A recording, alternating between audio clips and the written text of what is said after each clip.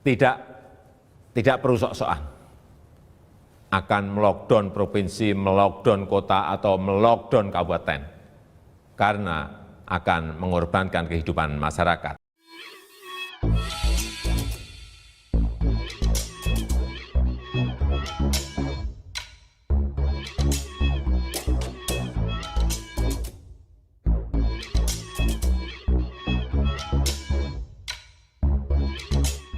Tonton video ini sampai selesai agar Anda tidak gagal paham. Indonesia kembali mencatatkan rekor ganda pandemi COVID-19. Dalam 24 jam terakhir, Satgas Penanganan COVID-19 mencatat tambahan lebih dari 34.000 kasus baru dengan angka kematian mencapai 1.000 jenazah lebih per hari.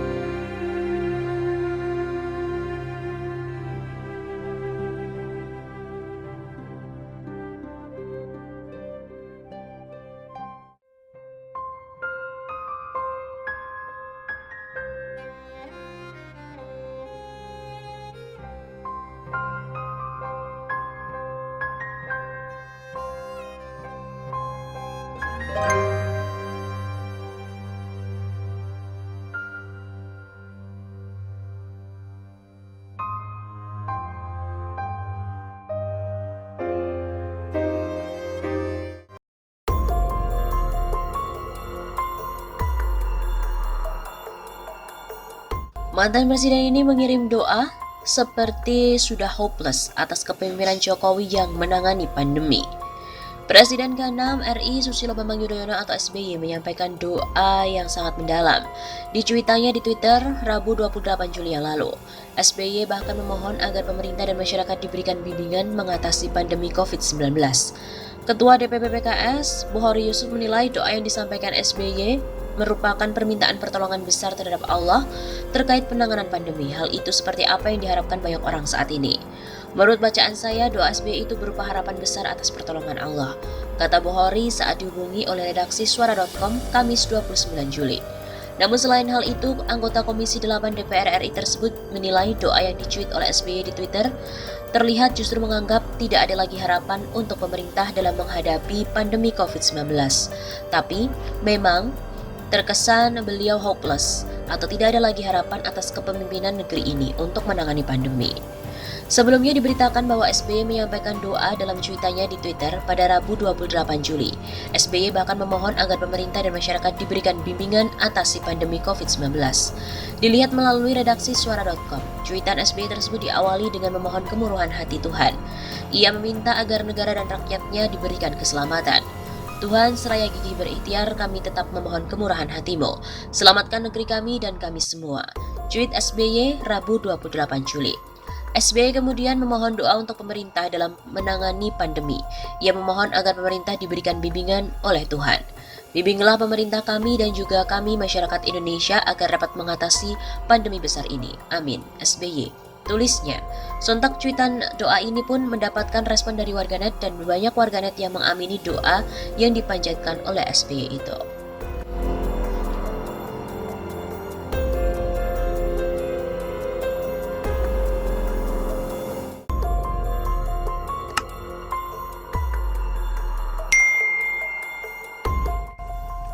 Corona nggak bakalan hilang selama presidennya adalah Jokowi.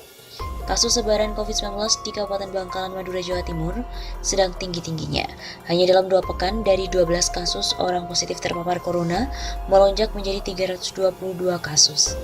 Menurut Bupati Bangkalan, Abdul Latif Amin Imron, ada beberapa kendala yang menjadi penyebab penanganan COVID di Kabupaten Bangkalan belum optimal. Di antaranya warga enggan menjalani pemeriksaan rapid test dan tidak mau dirujuk ke rumah sakit.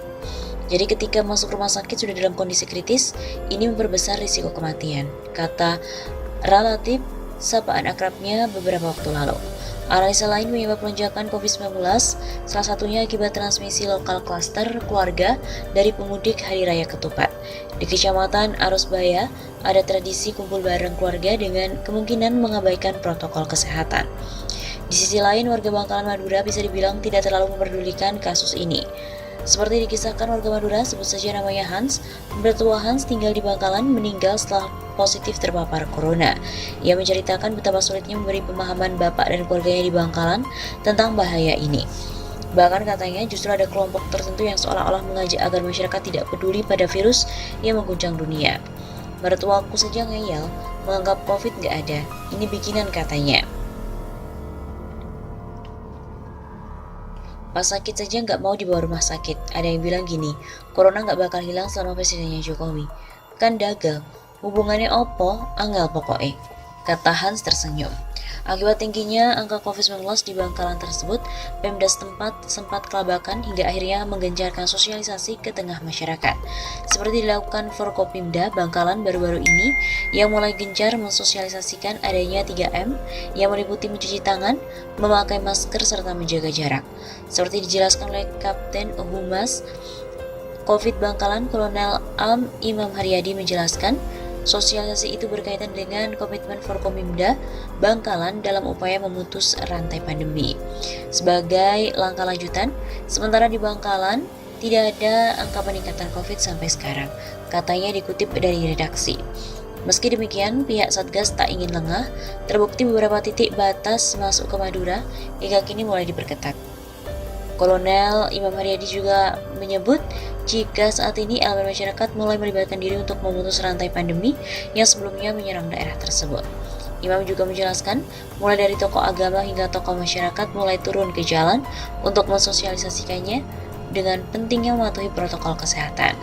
Seperti yang dilakukan oleh Nadia Bafagi, 28 tahun, ketua relawan RSLI itu merangkul beberapa aktivis kemanusiaan yang ada di Jawa Timur untuk ikut serta menanggulangi adanya COVID-19 di Bangkalan, dan salah satunya dengan menciptakan kesadaran di dalam diri masyarakat.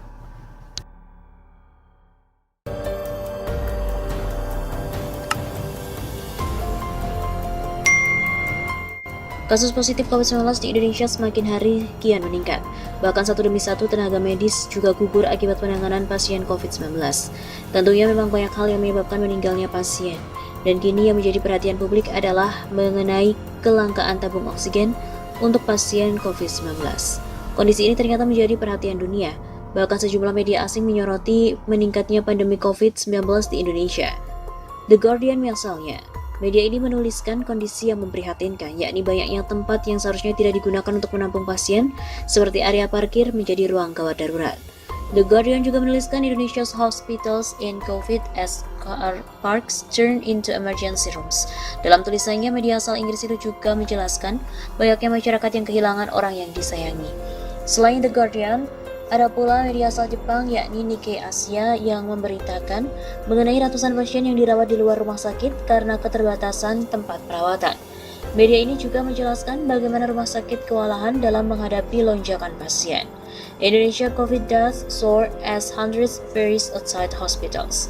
Begitu judul berita yang ditulis oleh redaksi Nikkei Asia. Mereka yang bergejala ringan kerap disuruh isolasi mandiri, tapi karena pemantauan yang buruk dari pemerintah lokal, kondisi mereka malah memburuk dengan cepat. Dikutip dari Nikkei Asia.